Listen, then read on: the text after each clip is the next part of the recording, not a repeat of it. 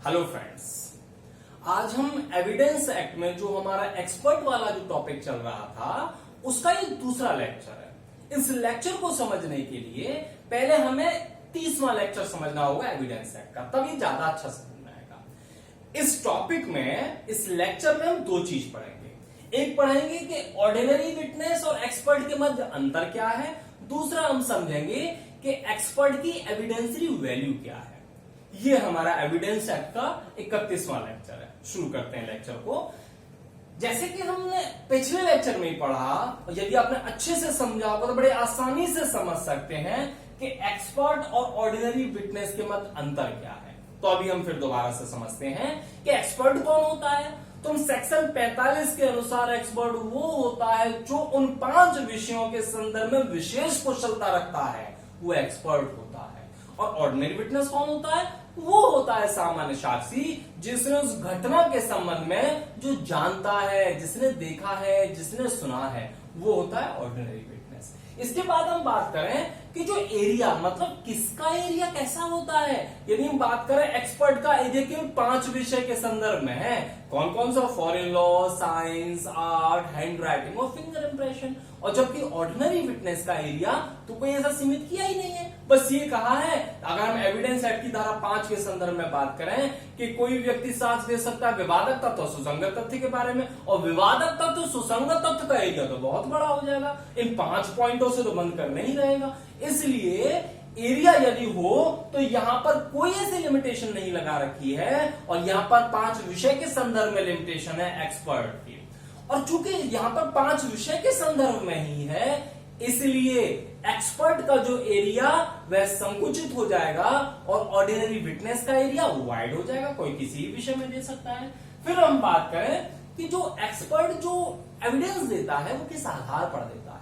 वो देता है अपने एक्सपेरिमेंट पर, अपने अध्ययन पर, साइंटिफिक प्रिंसिपल्स पर जो उसने देखे हैं, है ना। और जबकि ऑर्डिनरी विटनेस किस आधार पर एविडेंस देता है? उस आधार पर एविडेंस देता है कि क्या उसने घटना को देखा, क्या सुना, क्या महसूस किया, क्या सारी परिस्थितियां थी, उसके बारे में बोलता है। तो ये इसका आधार होगा, दोनों व्यक्तियों का साक्ष्य देने का आधार। फिर हम बात करें कि कसौटी क्या है एक्सपर्ट बनने के लिए या ऑर्डिनरी विटनेस बनने के लिए। कसौटी क्या है, टेस्ट क्या है, रिक्वायरमेंट क्या है। तो एक्सपर्ट बनने के लिए जो कसौटी है वह विशेष कुशलता, स्पेशली स्किल्ड पर्सन। और जबकि ऑर्डिनरी विटनेस के लिए क्या आवश्यक है? बस वो घटना के संदर्भ में, विवादक तथ्य के संबंध में, सुसंगत तथ्य के संबंध में वो जानता हो, बस वो उसकी कसौटी है। फिर हम बात करें कि यहां पर जो एविडेंस, जो एक्सपर्ट जो एविडेंस देता है वो क्या देता है एविडेंस में? वो राय देता है, वो केवल राय देता है। और जबकि ऑर्डिनरी विटनेस राय नहीं देता, वो घटना के संबंध में तथ्यों को बताता है, फैक्टों को बताता है, जो उसने देखे, जो उसने सुने, जो उसने महसूस की। इसके बाद एक एग्जाम्पल भी ले सकते हो, जैसे कि सपोज करो किसी अंगूठी की चोरी के संबंध में कोई केस आया। अब ये चीज कि एक व्यक्ति की अंगूठी चोरी हो गई, जब चोरी हो रही थी बी नाम का व्यक्ति देख रहा था। तो जो देख रहा था कि हाँ इसकी सोने की अंगूठी चुरा ली घर में से, बी ने देखा, तो बी नाम का व्यक्ति कौन बन गया? ये हो गया ऑर्डिनरी विटनेस।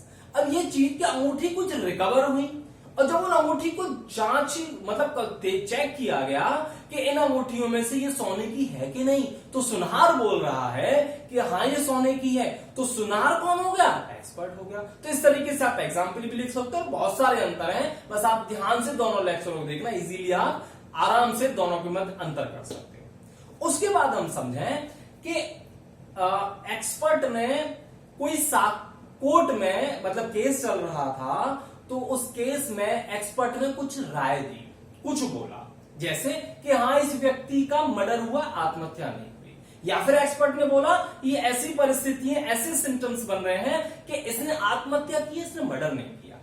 अब क्या जो एक्सपर्ट ने बोला है, क्या केवल इसी के साक्ष्य के आधार पर, कथन के आधार पर, राय के आधार पर कोर्ट कन्विक्ट कर दे या फिर उसे छोड़ दे?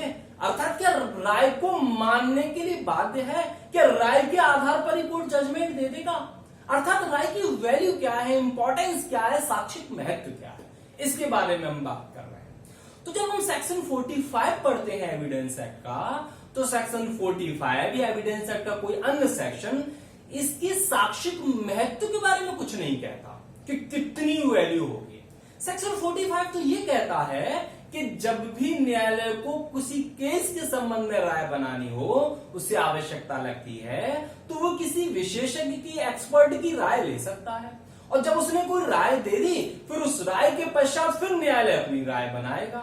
यानी कि एविडेंसरी वैल्यू के बारे में तो कुछ नहीं कहा कि कितना ध्यान में रखेगा। तो इसका मतलब according to section 45 it is only a piece of evidence और ओपिनियन ऑफ एक्सपर्ट केवल एक रेलिवेंट फैक्ट है।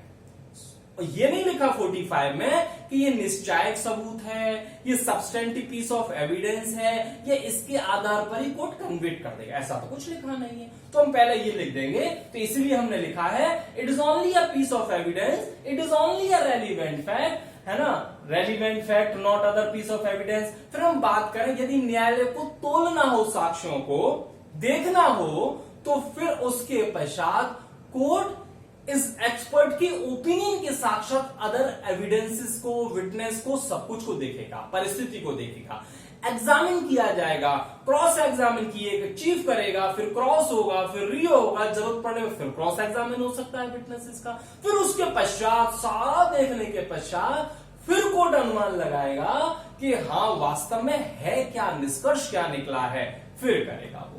तो वही हमने बताया है कि वेट जो डिपेंड करता है वह अलोंग विद अदर एविडेंस पर डिपेंड करता है, और एक्सपर्ट का जो दे रहा है राय वह कॉन्क्लूसिव प्रकृति का नहीं है, वह सब्सटेंटिव पीस ऑफ एविडेंस नहीं है। न्यायालय केवल एक्सपर्ट की राय को मानने के लिए बाउंड नहीं है।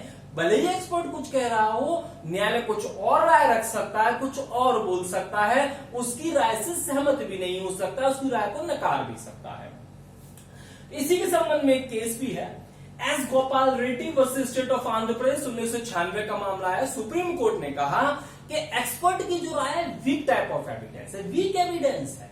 तो इसको वीक एविडेंस क्यों कह रहे हैं? इसलिए वीक कह रहे हैं क्योंकि जब कोई व्यक्ति यानी कि कोई पार्टी किसी एक्सपर्ट को बुलाएगा तो किस लिए बुलाएगा? इसलिए बुलाएगा संबंधित, इसका मतलब वो व्यक्ति जिसको बुलाया जा रहा है उसी के फेवर में ही बोलेगा, उसके निश्चित रूप से कोई मिलने वाला हो सकता है। हो सकता है जो एक्सपर्ट जो राय दे रहा है वह भ्रष्ट हो सकता है उसकी राय गलत हो, क्योंकि मनुष्य ही है, भगवान तो है नहीं, और मनुष्य गलत भी हो सकता है, राय गलत भी हो सकती है, साइंटिफिक एक्सपेरिमेंट गलत भी हो सकते हैं। और ये भी तो पॉसिबल है कि किसी घटना पर एक एक्सपर्ट तो ये बोल रहा है कि आत्महत्या है, और दूसरा एक्सपर्ट उसी पर ये बोल सकता है कि नहीं आत्महत्या नहीं, ये मर्डर है। फिर क्या करोगे, है ना? यानी कि एक एक्सपर्ट ने कुछ कहा तो दूसरी पार्टी अपना एक्सपर्ट ला सकता है, डिफरेंट राय हो गई, फिर कोर्ट किसकी राय को मानेगा? क्योंकि डिफरेंट राय होगी। इसलिए court is not bound to accept और admit the opinion of expert. वो सुनेगा, देखेगा और उसको फिर स्वीकार करेगा।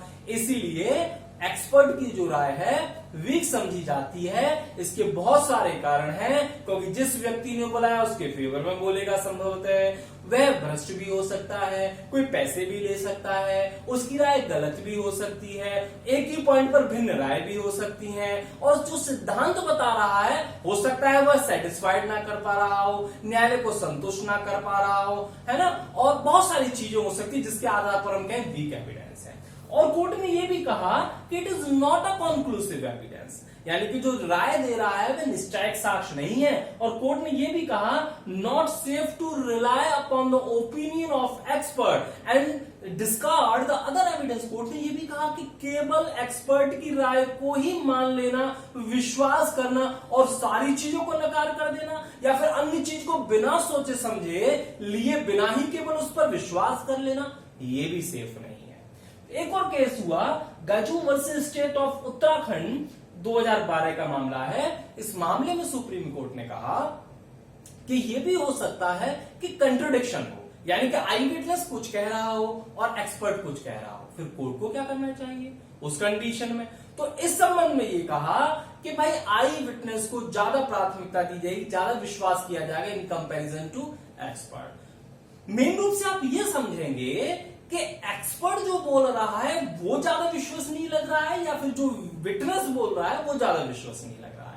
हो सकता है एक विटनेस बोल रहा हो कि ए नाम के व्यक्ति ने मारा है और ये हत्या है, और एक्सपर्ट ये कह रहा है कि आत्महत्या है और एविडेंस भी मिल जाते हैं और भी बहुत सारी परिस्थितियां यही दर्शित करती हैं, तो इसके फेवर में जा सकता है। और परंतु ऐसा है कि एक्सपर्ट भी यही कह रहा है, आई विटनेस भी यही कह रही है और सारी सर्कमस्टेंसेस भी यही कह रही है, फिर तो बहुत अच्छी बात है।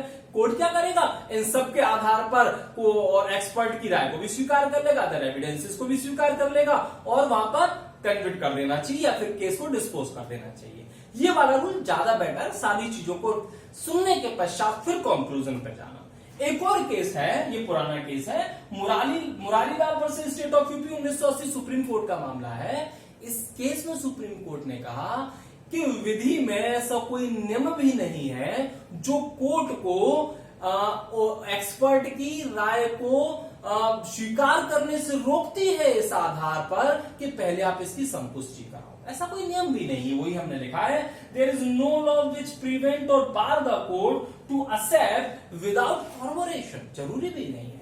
तो ये हमारा एविडेंसरी वैल्यू ऑफ एक्सपर्ट हो गया, ये हमारा डिफरेंस हो गया। तो हमारा सेक्शन 45 लगभग कंप्लीट हो गया है। नेक्स्ट लेक्चर में हम ये पढ़ेंगे कि अन्य व्यक्ति की राय कब सुसंगत होती है। यहां पर हमने पढ़ी एक्सपर्ट की राय केवल। ठीक है, नेक्स्ट लेक्चर हम नेक्स्ट टाइम सुनेंगे। Thank you.